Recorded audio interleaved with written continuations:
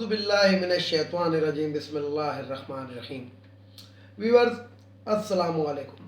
Viewers میں ہوں آپ کا میزبان سید احمد سمیع اور آپ دیکھ رہے ہیں سید احمد سمیع یوٹیوب چینل راولپنڈی اسلام آباد سے۔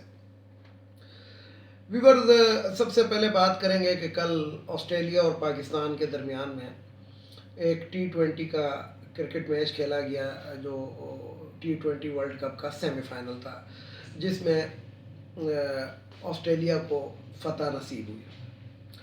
تو اس کے بعد میں نے دیکھا کہ وہ جو تمام توپوں کا رخ تھا وہ ایک کیچ کی طرف کر دیا گیا۔ پہلے قطع نظر اس سے پاکستان کی ٹیم بہت اچھا کھیلی، اور کل جو ہمیں ایک نظر آ رہا تھا، پورے پاکستان کی عوام کو نظر آ رہا تھا کہ ایک فائٹ ہو رہی تھی دونوں ملکوں کی کرکٹ ٹیم کے درمیان، یعنی کہ انہوں نے بھی جان لگائی اور ہمارے لڑکوں نے بھی جان لڑائی۔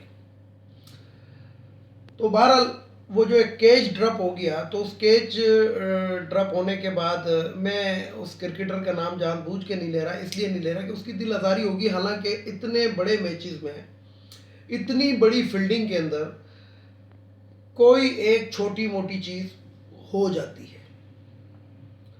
کیچ باؤنڈری کے قریب تھا، وہ گر سکتا تھا، شکر ہے کہ چھکا نہیں ہوا، نہیں تو میچ اس سے پہلے ہی نکل جاتا ہاتھ سے۔ تو بات یہ ہے کہ یہ ہو جاتا ہے، آسٹریلیا نے ہم سے زیادہ کیچ ڈراپ کی ہے، لیکن اس کے بیچ میں ایک تنگ راستے میں سے ایک شخص جو ہے نا وہ چپکے سے نکلنا چاہ رہا ہے۔ پاکستان کے کپتان بابر اعظم نے کہا کہ کچھ ہماری کوتاہیاں ہیں جس کی وجہ سے ہم میچ آ رہے ہیں، تو اس میں کوتاہی جو سب سے بڑی کوتاہی ہے وہ ہمیں فخر زمان کی شکل میں نظر آ رہی ہے۔ فخر زمان صاحب نے کل آ کے 50 رنز بنائے اور اپنا وہ اگلا سال پکا کر گئے۔ ان سے پہلے جو پانچ میچز کے اندر جو فخر زمان کی کارکردگی تھی وہ آپ کے سامنے 19 اوور کا گیم ہے، اور آپ یہ دیکھیں کہ پاکستان نے افغانستان کو ہرایا 19ویں اوور میں ہرایا۔ جو بھی فیصلے ہوئے افغانستان کو نیوزی لینڈ نے ہرایا 19ویں اوور میں ہرایا، لیکن بدقسمتی سے جو ہمیں 19واں اوور ملا اس کے اندر فخر زمان صاحب نے 3 رنز بنائے، ان کے بلے پہ گیند آ ہی نہیں رہی تھی، 54 رنز وہ بنا گئے، لیکن جو ون ڈاؤن بیٹسمین تھا اس سے 54 رنز کی توقع کی جاتی ہے آصف علی کی بیٹنگ کی طرح کی، یا شعیب ملک یا محمد حفیظ کی طرح کی۔ میں یہاں پہ کریڈٹ دوں گا، آصف علی نے ٹوٹل 1 گیند کھیلی اور اس کے اوپر ہی وہ آؤٹ ہو گیا، اس لیے کہ ان کے پاس تو کھیلنے کے لیے جگہ ہی نہیں بچی تھی۔ وہ آئے کس ٹائم تھے جب یہ 6 یا 7 گیندیں ٹوٹل یا 1 اوور رہ گیا تھا، تو 1 اوور میں وہ انسان آ کے کیا کھیلے گا۔ اسی طریقے سے ملک کے پاس بھی کوئی وہ نہیں تھا، ملک بھی آؤٹ ہو گیا۔ لیکن جو فخر زمان صاحب تھے، دراصل ویورز بات ایسی ہے کہ ضرورت سے زیادہ عزت بھی بعض دفعہ جو ہوتی ہے نقصان دہ ہوتی ہے۔ تو فخر زمان صاحب جو ہیں وہ پتلی گلی سے نکلنا چاہ رہے ہیں، صرف اور صرف ان کو ایک شخص نے، جس طرح میں کہہ رہا ہوں، اس ایک ہی شخص نے ان کو بھی کہا، وہ جو ہر لمحہ والا پروگرام ہے ARY کا، اس کے اوپر انہوں نے فخر زمان کی بات کی کہ یہ دیکھیں نا، انہوں نے 19واں اوور جو ضائع کیا۔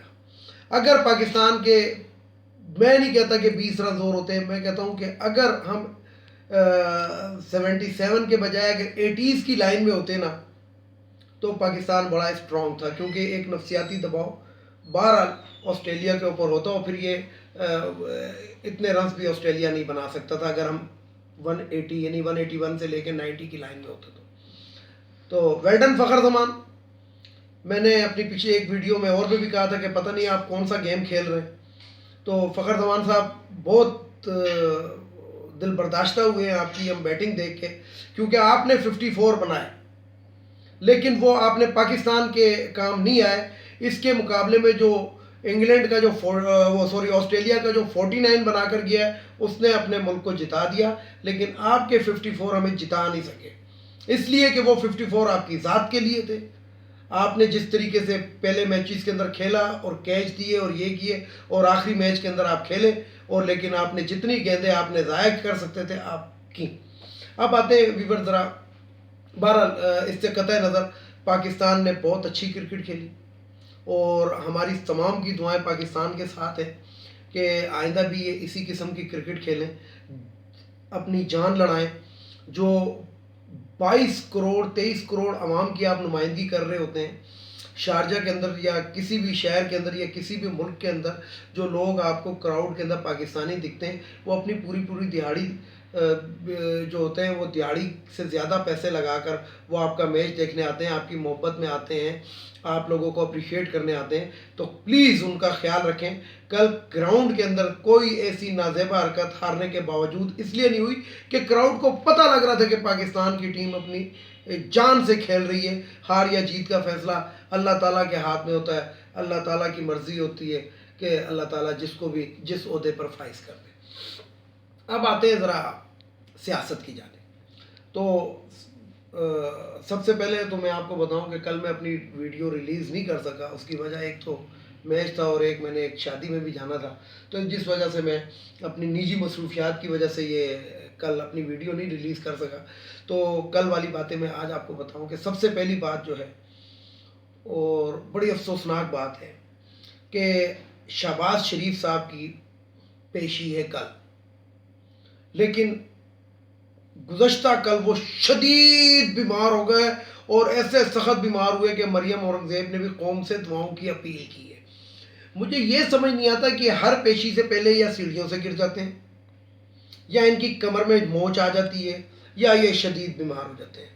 تو میری سپریم کورٹ آف پاکستان سے اپیل ہے، جس کی آنکھیں تقریباً ابھی تک بند ہیں، صرف کھلی ہیں تو اے پی ایس کے اس پہ کھلی ہیں.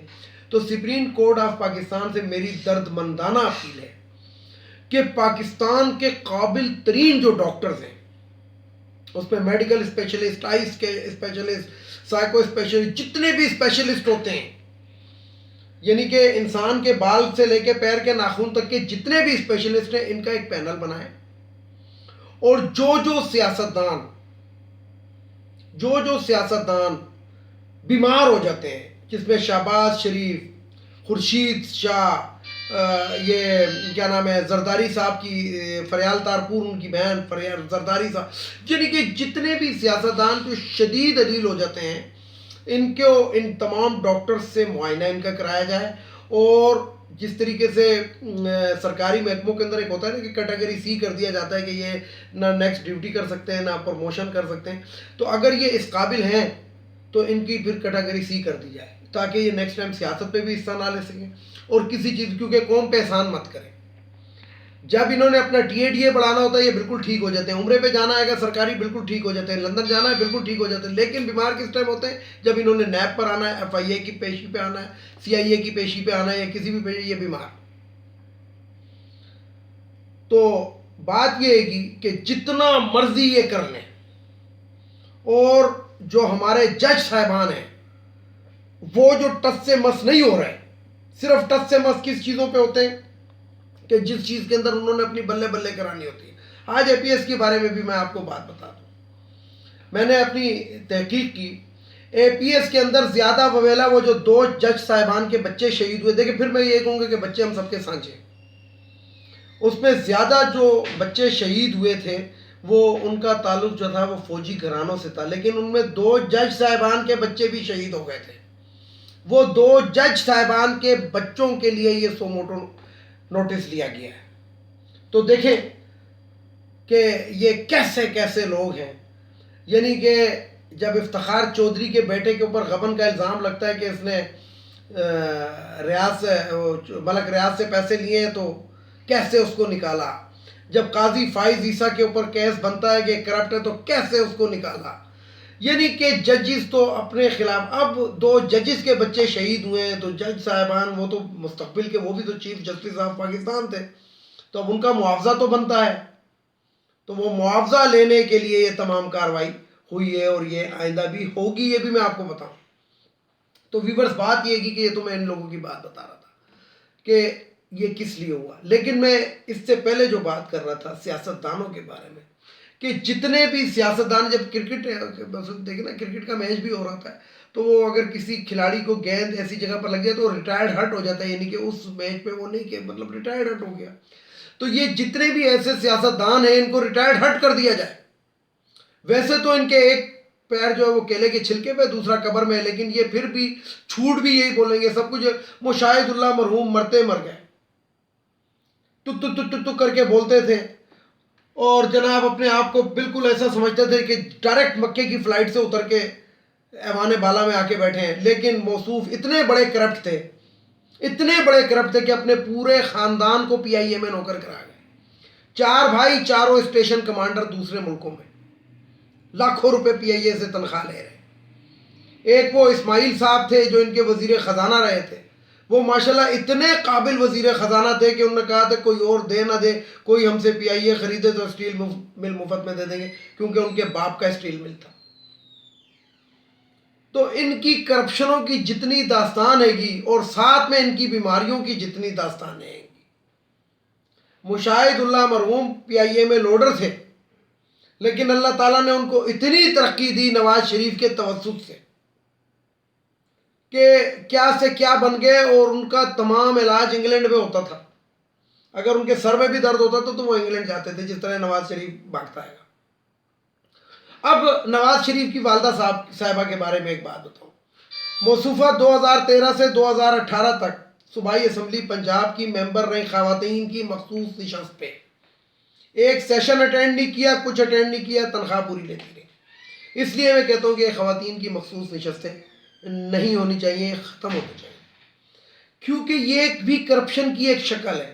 قاضی حسین احمد صاحب مرحوم قاضی بھی تھے، حسین بھی تھے اور احمد بھی تھے، کسی اسلامی جسے کہتے ہیں کہ دینی جماعت کی نمائندگی کرتے تھے.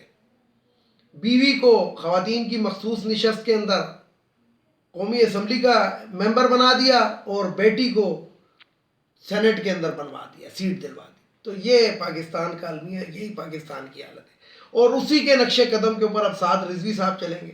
مجھے بتائیں کہ کون سی وہ ہے کہ سعد رضوی صاحب کے والد صاحب فوت ہو گئے تو سعد رضوی صاحب جماعت کے سربراہ بن گئے. کیا سعد رضوی کا دین کے بارے میں اتنا نالج ہے جتنا ان کے باپ کا تھا؟ لیکن بس وہی ایک اسلام بیچنے والی بات ہے کہ جتنی اچھی دکان لگاؤ گے، جتنے جناب کسی پہ طنز کسو گے کسی دوسری فرقے کے اوپر، اتنے ہی تمہاری بلے بلے ہوگی. تو میری تمام لوگوں سے یہ التماس ہے کہ نظر رکھیں، کسی ظالم کو اگر آپ ظلم کرتے ہوئے دیکھیں، اور ظلم کو روکنے کی جو 3 اسلام نے وہ بتائی ہیں، طاقتیں بتائی ہیں، ان میں سے اگر آپ ایک طاقت بھی رکھتے ہیں اور اس کے باوجود، اس طاقت رکھتے کے باوجود آپ اس ظلم کے خلاف نہیں بولتے، تو آپ کا شمار بھی ظالموں میں ہوگا، آپ کا شمار بھی چوروں میں ہوگا، آپ کا شمار بھی قاتلوں میں ہوگا. ویڈیو کو لائک کریں، شیئر کریں، سبسکرائب کریں، بیل آئیکن کے بٹن کو ضرور دبائیں تاکہ میری نیکسٹ ویڈیو آپ کو مل سکے. اس کے ساتھ ہی اجازت چاہوں گا تمام دیکھنے والے سننے والوں کو میری طرف سے. پاکستان کی جیت کے شکست کے اوپر دل برداشتہ ہونے کی ضرورت نہیں ہے، بلکہ صبر کی ضرورت ہے، اور دعا کرنی چاہیے کہ ٹیم نیکسٹ ٹائم بہت اچھی کھیلے. تو جانے سے پہلے میرے جو روایتی جملے ہیں کہ نغمانیوں کو ہمارے ملک سے چلا جانا چاہیے. ایک خواتین کی مخصوص نشستیں قومی اسمبلی، صوبائی اسمبلی، سینٹ سے ختم ہونی چاہیے. ایک بگوڑا جو لندن میں بیٹھا ہے وہ واپس آنا چاہیے. اور سب سے آخر میں ہماری عدلیہ کو چاہیے کہ انصاف پرووائڈ کریں، نظریں کھول کے رکھیں، اپنے ججوں کی کرپشن کو بھی دیکھیں، ان کی بیویوں کے آنسوؤں کو نہ دیکھیں. اس کے ساتھ اجازت چاہوں گا. پاکستان زندہ باد.